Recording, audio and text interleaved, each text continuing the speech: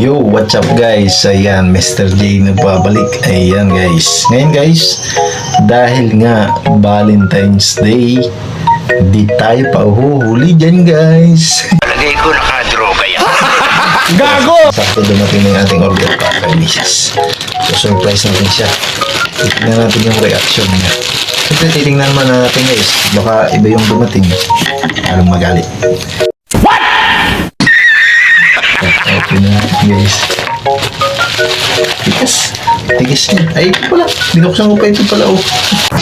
I am the one though. Wow!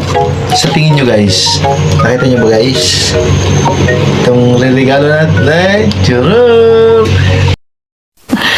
Sana all. Ayan o. Smartwatch. Ayan. Oh no! Ganito pala yun guys. First time ko makakita nito. Grabe oh. Kaya, ayun o. Shield na shield pa siya guys. Okay, ano, shield na shield pa. Panghinintay natin. Pakita na natin kay Mrs. kung anong mga magiging reaction niya. Reaction video.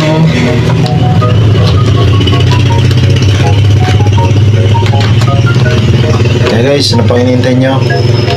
Bigyan na natin ito kay Mrs. Titingnan natin kung anong reaction niya sa ating regalo. Guys, hinahag na natin si Mrs. dito. So surprise natin guys dito.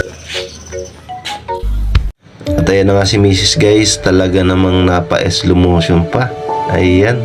At siyempre guys, kahit na napakasimpleng sorpresa lang ay deserve niya to guys, kasi nga hard work, ayan, pag-aalaga sa mga anak namin, pagmamahal. Ayan, happy Valentine's Day, loves. Ayan, maraming salamat sa pag-unawa, pagmamahal sa amin ng ating mga anak. Ayan, patuloy lang tayo sa hamon ng buhay.